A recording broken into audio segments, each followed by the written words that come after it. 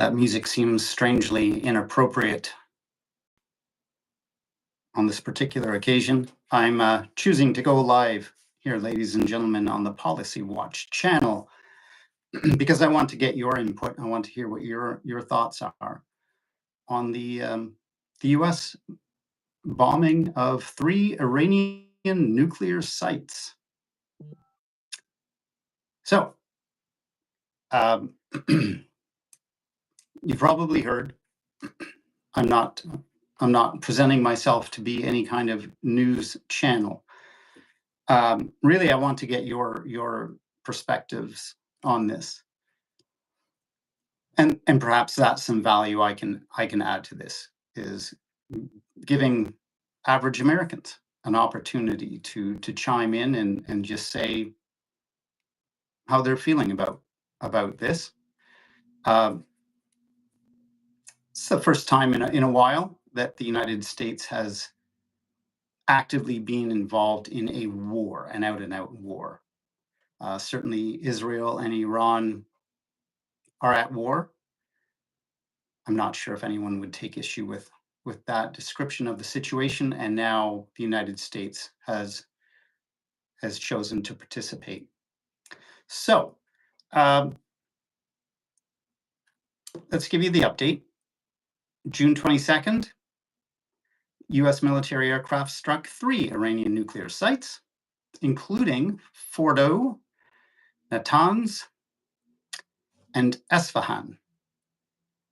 And in doing so, they have joined Israel's campaign in the region. Of course, the United States brought to bear their extreme military might, their B-2 stealth bombers, and those bombers have the unique ability to not only fly from the United States all the way to Iran undetected, but they have the capacity to drop full payloads on Fordo, for example, of these bunker buster ordnances. So those definitely, who am I to say definitely, but from what you read from the experts, they have the potential anyways to penetrate deep into the ground, deep into these underground installations, and cause significant damage. And of course, along with that, loss of life. So that did happen. I believe Pete Hegseth, in his announcement this morning, said that 14 of these bunker busting bombs were dropped, and 75 Tomahawk missiles, but I could be getting that mixed up. I don't have notes on that in front of me. I'm just going by memory. So if you have thoughts that you would like to share, let me know. Hi, Sheila. I'll say hi. I'll give you a little wave. I'm just learning. I have to admit, this is my my first live stream on the Policy Watch side. I have another channel, Green Neighbor, and this is still Green Neighbor, but it's a sub-channel, Policy Watch. It's about politics, because once Donald Trump won or even had a chance of running in the second or third, I guess, election, I knew that would have tremendous implications on climate change and so on. So I started up the Policy Watch channel. That's what that logo is, and that's the standard Green Neighbor logo right there. Welcome, everybody. So this being my first live stream on Policy Watch, I want to invite people up to speak. And let me see, maybe this button. No, that's not it. Forgive me, I'm not as smooth around the corners at this stuff just yet. But if you know how to request to come up and speak, please do. please request. I want to hear from you. I can see the notes. Thank you. Hi, Blue Sky. Welcome. So we're talking about the U.S. airstrike on 3 Iranian nuclear sites, and wanting to get your input on this. I especially want to hear from Americans. I'd love to hear from Trump supporters. I'd love to hear from MAGA. What do you think about all this? Are you in support of it? I'd love to hear your thoughts. Chime in on the comments, and if you know how to request to come up and speak, let me know. I'll click here, see if there's any buttons. Yeah, yeah, you'll have to forgive me. I'm not sure how to do it, but yeah, chime in on your thoughts. Are you safer? Are we safer now that those 3 sites have been hit? Fordo, Natanz, and Esfahan in Iran. Nuclear research facilities where they were refining, nuclear material, apparently up to 60%, which apparently is the only use for that is for nuclear for nuclear weapons. Am I Omni-Man? Fortunately, I do know the reference, and that's because one day I was playing pickleball, and a young fellow came up to me and said, "You look just like Omni-Man." So I had to look it up. I was struck by the likeness, and especially if you'd seen me playing pickleball that day. If you'd seen, no, it's a good thing. It's a good thing, that's for sure. If you'd seen me playing pickleball, like I had this like tight kind of spandexy top that was a similar color to what that character Omni-Man, wore his outfit, his superhero outfit. So I was like, huh, I do kind of look like that guy. So hi G Labs and Seb, thank you so much for that. I'll take it as a compliment. No, I'm not Omni-Man, but trying my best to keep it real, to keep fit and healthy. Went out for a trail run this morning, trying to do that every morning. Just start the day, literally hitting the ground running. I think everybody should do that. Yoga, whatever, something active first thing in the morning if you can. Was it Omni-Man that I pronounced correctly? Let me know. Hey, I'm glad, by the way, that you can hear me. Again, this is my first time going live on YouTube in the studio, and first time going live on my Policy Watch channel. So wanting to hear from you, folks. G Labs. Yeah, G Labs. Well, my pleasure, G Labs. G Labs, do you have any thoughts on the U.S. airstrike on 3 Iranian nuclear sites today? Sorry. Do you have any thoughts today on the U.S. Bombing 3 Iranian nuclear sites yesterday? Yeah. Sorry. Was it yesterday or was it today? I wonder what time this happened. Anyone know? You don't know about the bombing? Well, let me give you and anyone else watching an update. On June 22nd, so it's today, but what I'd like to know is what time. I mean, I believe this was early in the morning. It's still today, though. June 22nd, U.S. military aircraft struck 3 Iranian nuclear sites, including Fordo, Natanz, and Esfahan. And in so doing, they have joined Israel's campaign against Iran. So everyone agrees, that this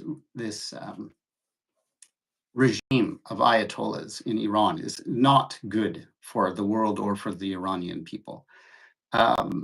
But is this the way to deal with them?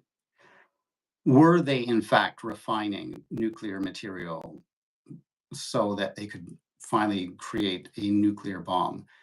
And if they had such a bomb, what would they do with it? I mean, this is a question that comes to my mind.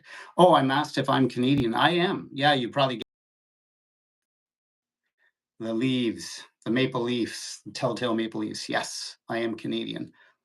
In fact, when Green Neighbor was first, when I first started up, like the website and the YouTube channel, actually the idea, the whole idea behind the leaf and the name and so on, Green Neighbor, was that Canadians are particularly bad neighbors. Oh, good to hear, G Labs, that you're Canadian too. Yeah, well, as a group, we're particularly bad neighbors in terms of carbon emissions and even just out and out like waste, like garbage. We produce, I mean, we're always competing with folks from the US, admittedly. They're up there too. Nice chatting, G Labs.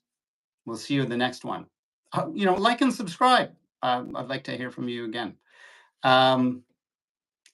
So yeah, I'll just say we're particularly bad neighbors. We're one of the worst, if not the worst, on the planet in terms of our emissions per capita, and even our pollution, our out and out garbage, per capita. So yeah, so what I did is I kind of started up this challenge and just said, hey, Canadians, we have this reputation of being really great people, peaceful, considerate, polite people. But we're not very peaceful, considerate, or polite when it comes to pollution, CO2 emissions, garbage, like weed. Holy cow, man. If you look at the numbers, we punch way above our weight, way above our weight. But hey, ladies and gentlemen, what we're talking about right now is the US airstrike on 3 Iranian nuclear sites. Is this going to make the world a more peaceful place? Is it? Really? The Middle East, is it a more stable region now for what the Americans have now done, the actions they have undertaken? Officially, we're seeing, we are seeing the following reported in the news. In this paper, Dnevny List Danas, they are reporting America joined the war, Tehran. All options are on the table. We successfully bombed 3 nuclear sites in Iran, says US President. Iran says Trump has betrayed us and the American people. And this is why I want to talk to you.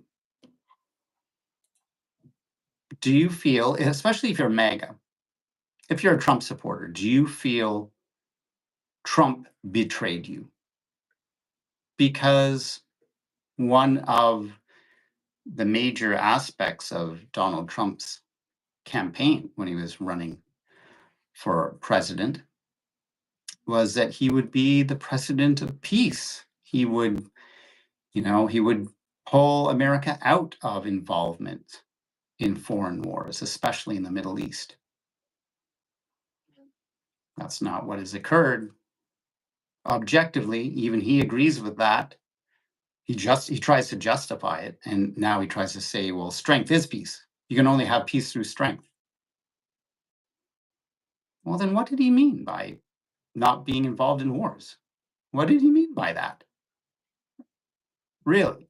I mean, you can't have it both ways.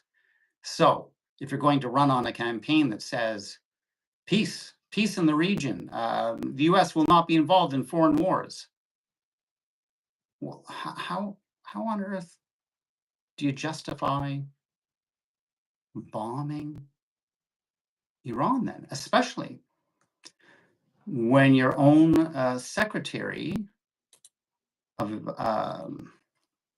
Intelligence, Let's see. Tulsi Gabbard. She said there's no evidence that that Iran was close to developing a nuclear weapon.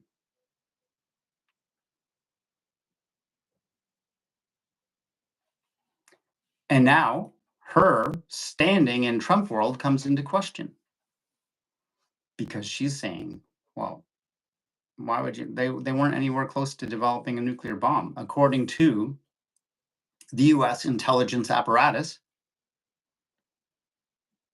So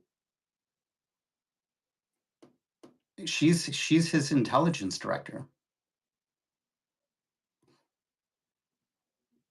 So where's he getting his information from? Other people? Other countries? Why aren't those other people or other countries talking to the, the National Intelligence Agency, which Tulsi Gabbard is the director of? Why are they going around her? Why are they going around the National Intelligence Agency? I mean, so how does that work? Somebody calls Donald Trump directly? Chit chats during a golf game? How does that work? Like, what's going on? So,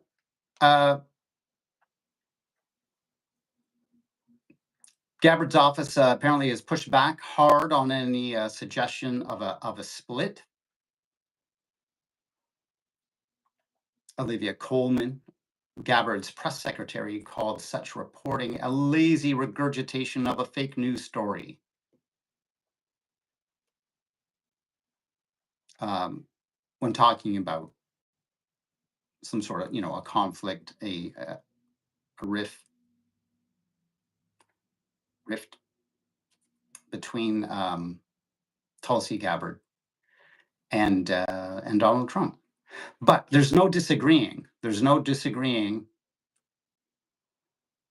about the fact that Tulsi Gabbard disagreed on this fundamental question. Is Iran close to developing a nuclear weapon? According to the American Intelligence Agency, the answer was no. They were not close.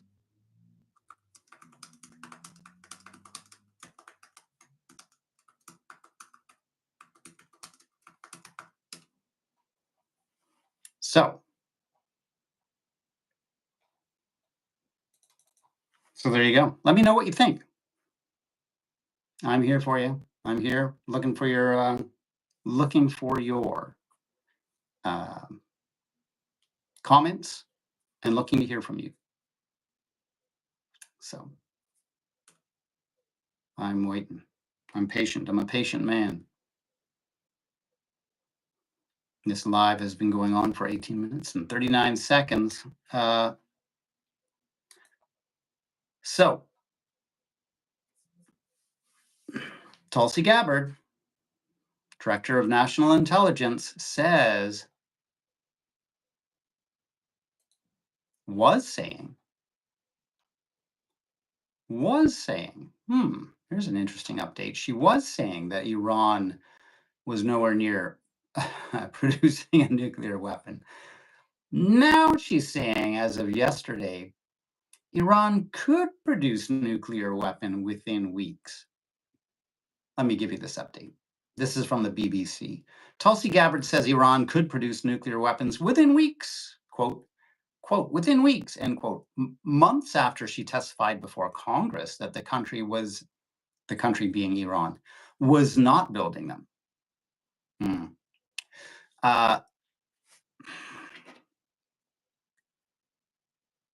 Cheers to you, ladies and gentlemen. Let me see. Do I have a mute here? I think, oh wait, yeah, I think I do. Let's see if this works. Cheers to you.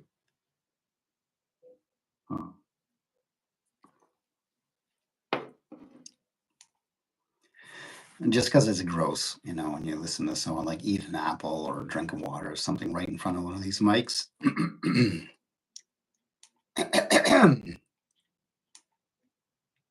Learning how to use this equipment here. So let me go on. So Tulsi Gabbard says Iran could produce nuclear weapons within weeks, months after she testified before Congress that the country was not building them. Fancy that.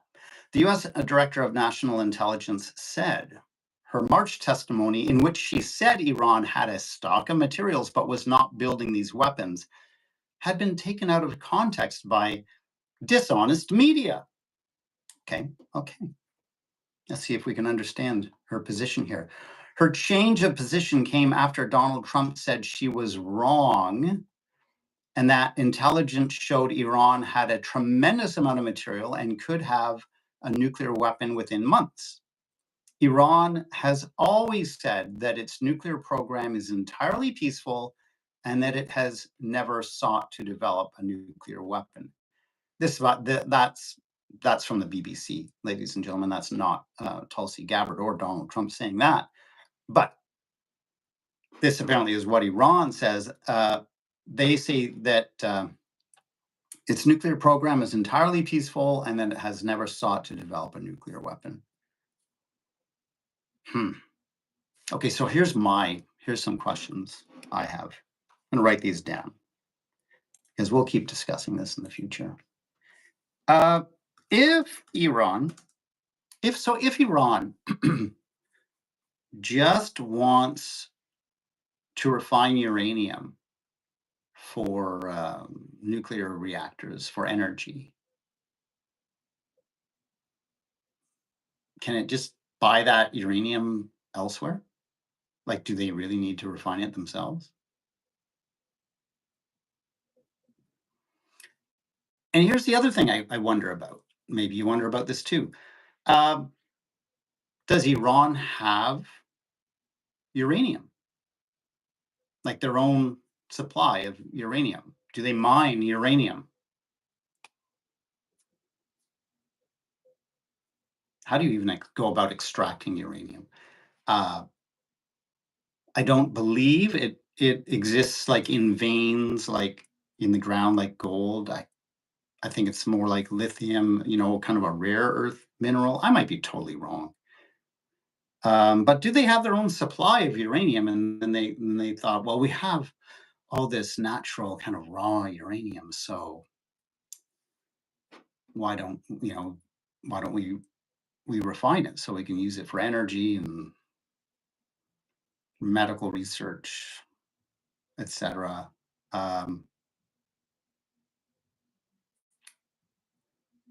But if that's what they need it for, can't they just buy it from elsewhere? I mean, I know if a bunch of people were looking to bomb me because they were afraid that I was going to make nuclear bombs, and what I really wanted was nuclear energy, then I suppose I might just say, hey, okay, right, I'll just buy your uranium. Okay, are we all good? I'll buy your uranium, or you guys can come, I'll hire your companies. United States, I'll hire your mining company to come on in here and mine our uranium. And would that suffice? Do they really, do they want a nuclear bomb?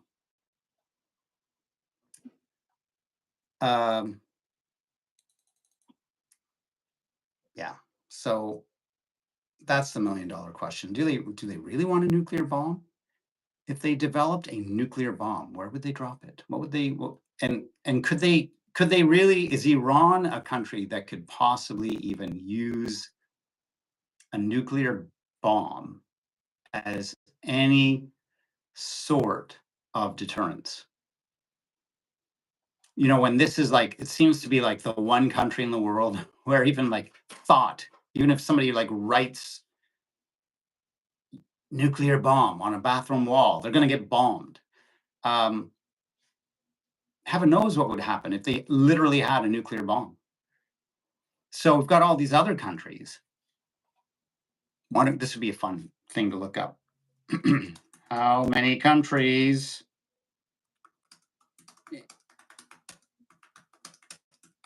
have a nuclear bomb?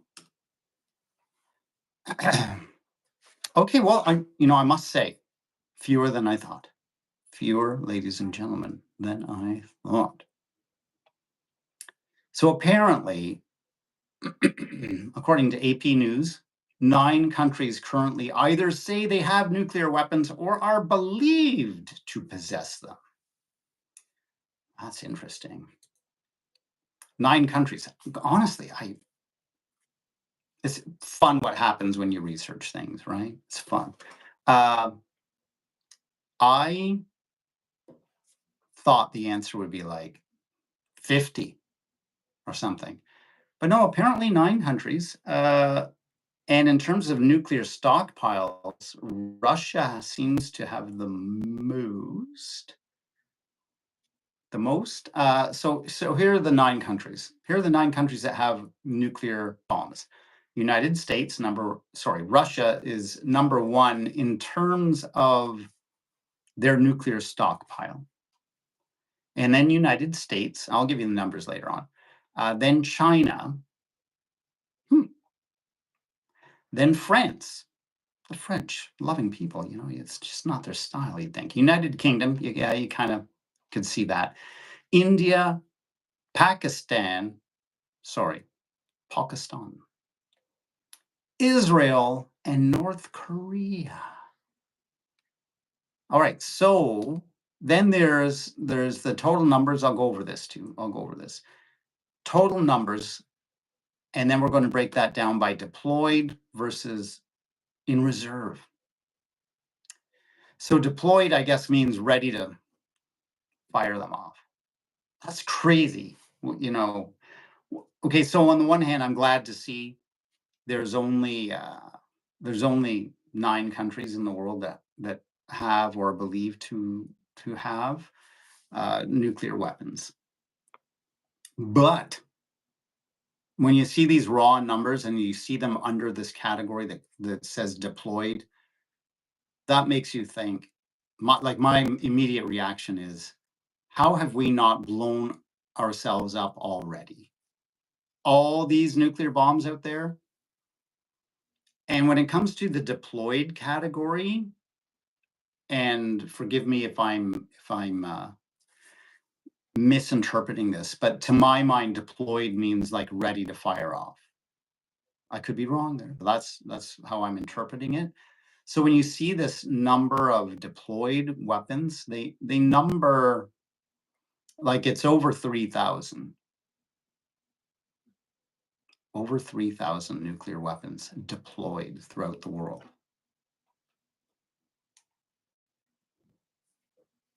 I'm just taking a drink.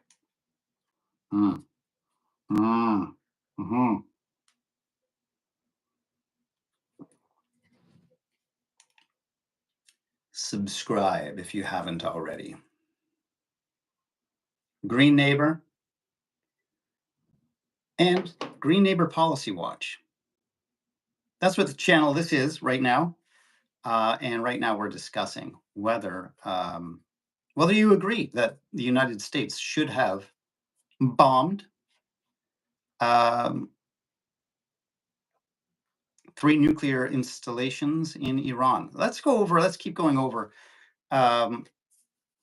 the inventories of nuclear warheads in the world. So only 9 countries have nuclear weapons, apparently. Russia is number 1. They have 4,309 in total, apparently. And 1,718 of those nuclear weapons are deployed, like ready to fire off. That's my interpretation. Correct me if I'm wrong. United States has 1,770 that are deployed, but only 3,700 nuclear weapons.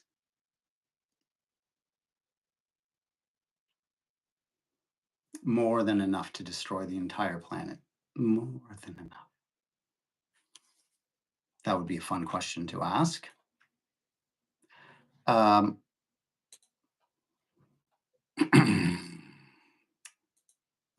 Voice search has been turned off.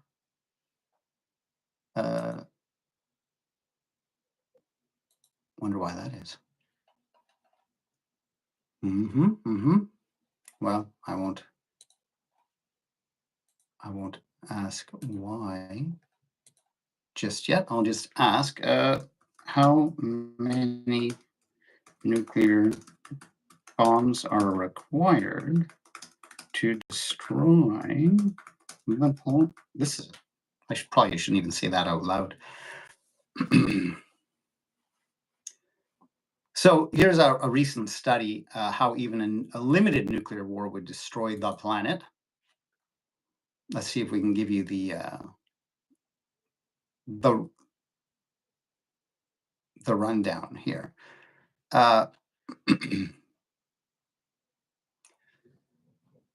So a new study says that there's really no such thing as a limited nuclear war. Published in the Nature Food Journal. Let's go on. Led by Dr. Lily Jia of Rutgers University, this staggering report concludes that even a limited exchange of nuclear weapons between any two nuclear-armed states using less than 3% of the global nuclear weapons supply could lead to mass starvation and death of up to 2.5 billion people around the world. Even worse, they estimate that an all-out nuclear war between the United States and Russia would result in more than 5 billion deaths. Good God.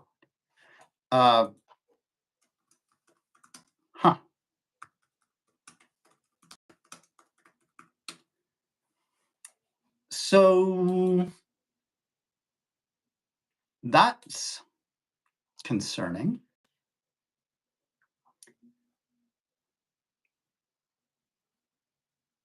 Okay, so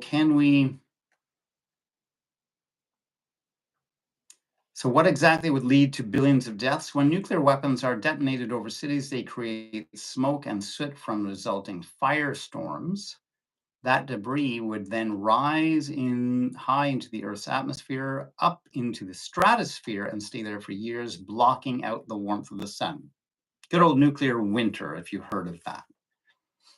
What's more, the climate models used were not built to account for another severe impact, which is damage to the ozone layer.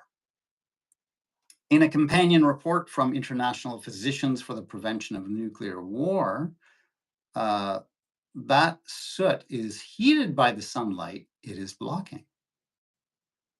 The heating of the soot would destroy around 25% of the ozone, though up to 50 to 70% over the high northern hemisphere. This means that that the United States, Canada, Europe, and Northern Asia, including parts of Russia and China, would be the most impacted. As you may have guessed, ladies and gentlemen, I am from Canada.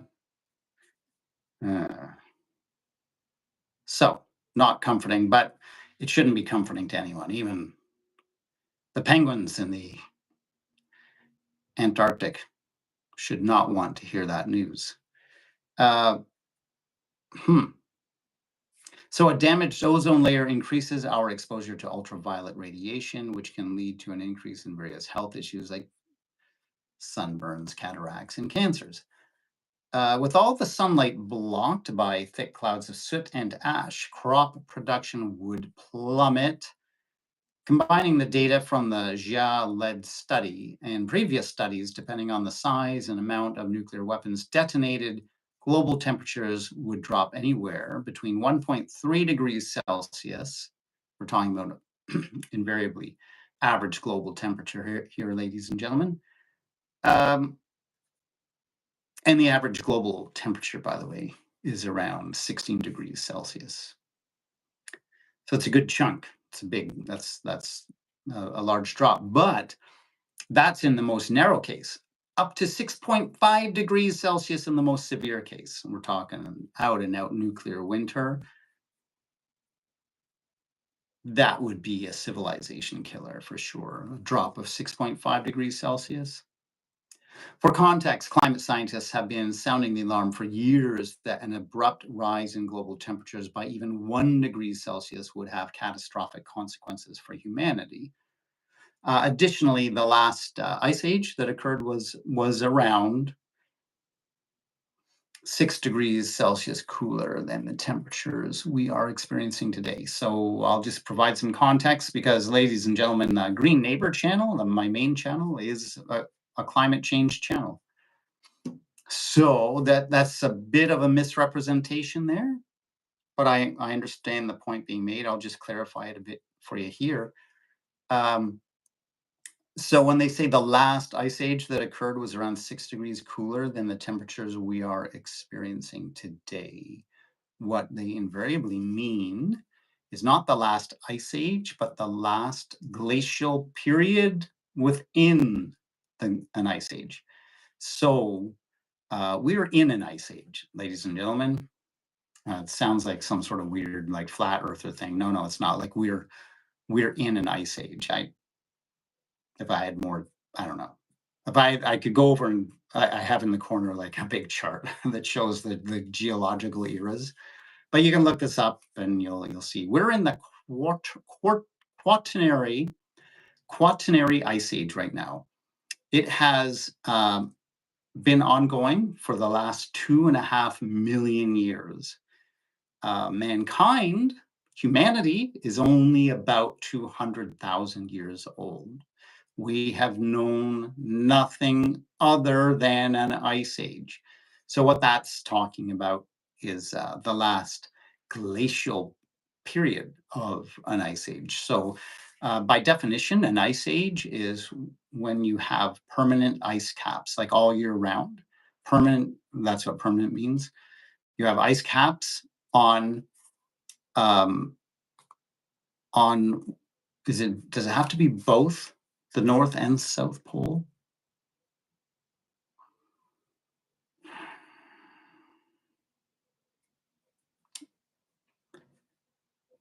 I can't remember, strangely.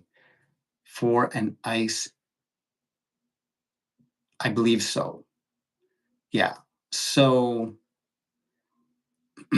see, what am I mixed up with here right now? Well, there's two phenomena that we delineate between. A general colder period of the planet, general colder climate, which is known as an ice house Earth.